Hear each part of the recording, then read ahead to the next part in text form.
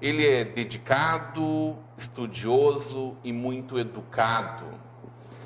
O nosso entrevistado de hoje tem um livro como paixão. Natural de Novo Hamburgo, jovem escritor vem resgatando a cultura alemã e assim estimulando a sua valorização. Aluno e filho dedicado, o jornalista tem 27 anos completos e uma bagagem gigante. Filho do Luciano e da Liane, noivo da Fernanda, tem boas lembranças da época de infância, onde escutava histórias de antigamente contadas pelos mais velhos em alemão. E aí começou a sua história. Hoje é diretor de genealogia do Museu Histórico Visconde de São Leopoldo e colaborador do Instituto de Estudos Históricos da Universidade de Mainz, na Alemanha. Um homem formado e bem informado. Hoje vamos conversar com Felipe Kuhn-Braun. Tudo bom, Felipe? Tudo bem. Cumprimentar a você, Rodrigo, aos telespectadores da TV NH, todos que nos acompanham também através da internet. A felicidade que é estar aqui neste programa, Conversa de Peso, falando um pouquinho, contando um pouco então da minha história. Seja muito bem-vindo desde já. Obrigado. Tu que és uma pessoa muito ligada à história, né? Com formação, pós-graduação em história, né? Tu és mestre em história. Mestrando seria. Mestrando em história. Especialmente genealogia? Mais na questão de história da imigração alemã. Genealogia foi o início, tanto das pesquisas que resultaram nesses livros, na história e nesses estudos, então, nessa área do pós. A gente está falando em 10 livros, né?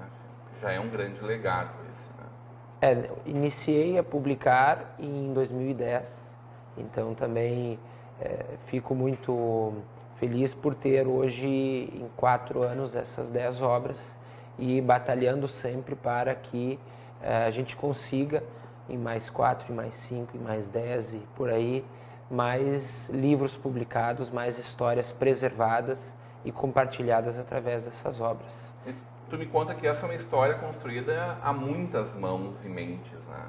Tem muita gente junto contigo nessa construção. Sim, essa semana que nós tivemos uma série de homenagens por 190 anos da imigração alemã e ontem ganhei o prêmio de extinção imigração alemã, então disse lá da honra, claro, de receber uma premiação, ainda mais no dia em que se comemora a chegada daqueles primeiros imigrantes ao nosso estado, mas é um prêmio que eu digo que ele tem a participação de 406 famílias, não são nem pessoas, são famílias, são mais de, sendo 406 famílias, são 500 e poucas pessoas no mínimo, que forneceram fotografias, histórias, que confiaram nesse trabalho. Porque hoje apresentar 10 livros é uma porta de entrada nessas famílias. Agora, quando iniciei, além de não ter um trabalho publicado, tinha 14 anos de idade. Então era realmente muito difícil e aí tive que ser bem cuidadoso na questão de como chegar, mas também muitas pessoas já naquele momento abriram as portas.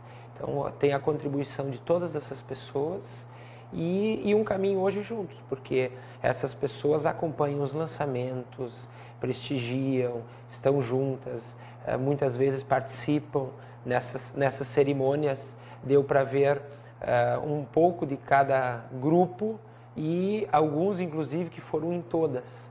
Então realmente esse carinho que essas pessoas têm comigo e que eu posso retribuir através dessas obras com elas também. Eu tive a oportunidade de estar no lançamento do teu 9º livro na Fundação Sheffield, né? Onde eu fiquei surpreso em ver pessoas que vieram da Argentina especialmente para acompanhar esse lançamento, né? Tu mexe com muita coisa nas pessoas, né? O que eu tenho visto é que conforme vou escrevendo, publicando e lançando essas obras, nós estamos tendo um crescimento no número de pessoas que participam, no número de pessoas que acompanham esses lançamentos. Então, no primeiro, na Fundação Sheffield, tivemos 190 pessoas, o segundo tivemos 200 pessoas e o terceiro, na Fundação, 250 pessoas. Fora os lançamentos lançamento de linha nova, o lançamento do livro da família Kuhn. Então isso, naquele dia, pessoas, como você falou, da Argentina, da Espanha e de muitas outras cidades aqui da nossa região. Foi o primeiro lançamento onde nós tínhamos pelo menos metade das pessoas de diversos outros municípios. Para mim, assim, Igrejinha, São Sebastião do Caí, Bom Princípio, Nova Petrópolis, Igrejinha veio uma van, São Sebastião do Caí vieram umas 10 pessoas. Foi realmente uma noite muito bonita, uma data inesquecível. E o que tu atribui esse sucesso? Eu acredito que o foco, vamos dizer, nesse trabalho, a busca, o mapeamento dessas famílias, é continuar fazendo. Uma outra é sempre manter o mesmo relacionamento com as pessoas, independente dos livros que a gente pode publicar, do que pode se seguir, é sempre manter essa relação de amizade, de carinho, retribuir isso às pessoas também. E é claro, um pensamento muito constante nesse sentido, sempre. De que forma publicar o próximo? De que forma agora 2 já foram reeditados, 2 já foram traduzidos para o alemão, ainda não foram publicados, mas já estão traduzidos no idioma alemão. Então sempre de que forma transformar isso numa próxima obra. Tanto que boa parte do tempo livre, apesar de ser reduzido nos últimos anos, em função das atividades de trabalho, da participação também política junto à comunidade, do período na Câmara em Novo Hamburgo, período anterior e posterior a isso, porque eu sempre digo, essas atividades elas têm que ser feitas no dia a dia e não só de 4 em 4 anos ou de 2 em 2 anos, mas, apesar disso, todo o tempo livre destinado a escrever e a pesquisar. Quando não, muito mais a pesquisar, a escrever, porque eu vejo que ainda há um material riquíssimo, um material valioso que eu posso encontrar ainda nos próximos 8, 10, 15 anos. Porque para mim as principais fontes desta história mais remota são sim as pessoas que têm seus 70, 75, 80 anos para cima. E aí acaba sendo uma corrida contra o tempo. Contra o tempo, porque no livro de Tramandaí, por exemplo, foram várias famílias entrevistadas e várias pessoas com avançada idade.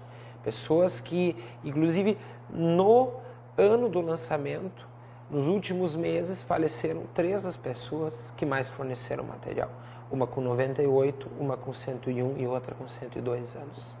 Que então, bênção, para mim, uma bênção, nos últimos meses de vida delas, eu ter escutado essas histórias e ter, então, escrito e preservado as memórias delas, realmente, nos últimos meses de vida dessas senhoras. E sem falar em material impresso, né, fotografias, que com certeza se perdem ao longo desse caminho.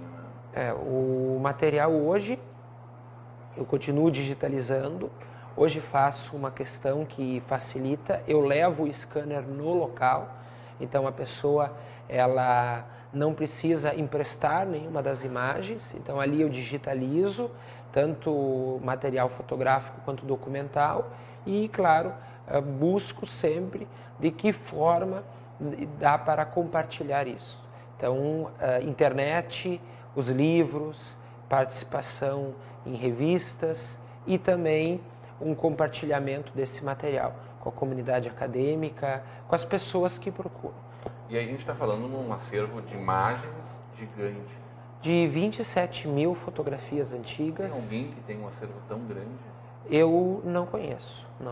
Até não é uma forma de competição, mas quando eu iniciei no Museu Histórico Visconde de São Leopoldo, participando da diretoria junto a essa instituição, eu descobri ali em torno de 15 mil imagens.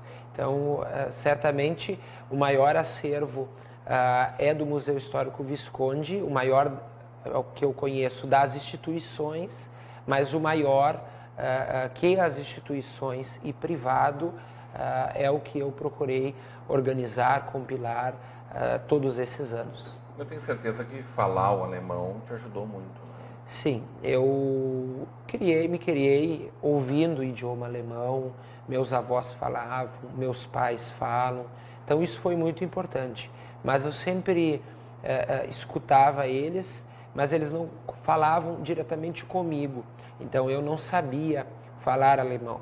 Aí, quando iniciei aos 14 anos essas pesquisas de imigração, então procurei, estudei 2 anos na Wizard, depois 3 anos na Universidade Fevale, e assim passei a falar alemão de forma fluente, que era a necessidade para então também conversar mais diretamente com essas pessoas. Tem pessoas que você chega falando alemão, você já conquista a pessoa, você já ganha a pessoa, já ganha a família. Então isso foi importante. Eu vejo hoje que se não tivesse falado alemão, talvez eu conseguiria ter conquistado 30%, 40% desse material, porque não teria o mesmo vínculo com tudo isso, com toda essa história. Então hoje, quando faço as palestras, eu vou nessas instituições, faço representações, tudo isso certamente se deve também, uma boa parte disso, ao aprendizado do idioma alemão. E foi fundamental também em 2007, quando fui para a Alemanha e para hoje manter contato com diversas pessoas de lá. Então a troca de material, muitas conquistas em material, inclusive para este último livro, veio da Alemanha por falar alemão. Então tu fez um curso para falar o alemão clássico, mas depois teve uma especialização no nosso Hunsrück. Sim, foram 5 anos estudando o idioma alemão, 2 anos na Wizard e 3 anos na Fevale. E, claro, a especialização foi aqui nas nossas colônias, nas nossas cidades, antigas colônias, buscando com essas famílias. As pessoas contam muito, as pessoas gostam muito de ouvir o idioma alemão e de falar, porque é incrível o número de pessoas que até hoje preferem falar o idioma alemão ao português, porque vivem em regiões que a predominância ainda é a presença, vamos dizer, germânica, pelos avós, bisavós. Isso eu acredito que não vai ser tão comum com as próximas gerações, e nem mesmo talvez com a minha, mas a geração dos pais, eu vejo muitos, Ivoti, 2 irmãos, Santa Maria do Herval, ainda são lugares onde isso é muito comum. Realmente a gente encontrar pessoas que falam o idioma alemão. E tu encontrou lugares onde isso foi praticamente intocável até agora? Poucos lugares remotos, e na verdade eu diria até que isso é mais relacionado a famílias e nem tanto mais lugares. Claro que se a gente vai lá para o Valahai, a gente vai encontrar. Se a gente for lá para o Pinhal Alto, que é interior de Nova Petrópolis, Valahai, interior de Morro Reuter, a gente encontra sim ainda pessoas, muitas famílias, a vizinhança falando ainda o idioma alemão. Mas eu diria que isso, a tendência é de que daqui a 10, 20, 30 anos, nós vamos ter um número reduzido muito grande de pessoas que ainda falam o idioma alemão. Deve falar, nesse caso, de pessoas que tiveram ali as suas primeiras palavras em alemão, realmente. Né? Sim. Teve um período em que se ensinava alemão, as pessoas falavam alemão durante a sua vida inteira, que era até a época da Segunda Guerra. Aí houve uma quebra com a campanha de nacionalização. Então é nítido isso. Aqui em Novo Hamburgo, quem nasceu antes da guerra, ainda muitos falam alemão. Quem nasceu depois ou durante, de tão forte que foi essa quebra da questão do idioma. No interior, como era muito forte a presença germânica, essa quebra não foi tão grande. Essa quebra foi durante o período da guerra, mas havia uma porcentagem muito grande de famílias que só falavam o alemão. Então, infelizmente, durante a guerra tiveram que ficar calados. Não falavam, não comentavam entre eles esse dialeto. Aí a gente já está falando bastante de história. Eu quero conversar um pouco mais desta e de outras histórias destes comemorados hoje, 25 de julho, né, dos 190 anos da nossa imigração alemã, mas isso logo depois do nosso intervalo. A gente volta para uma conversa de peso com o escritor Felipe Kuhn Braun. Fique agora com os nossos comerciais.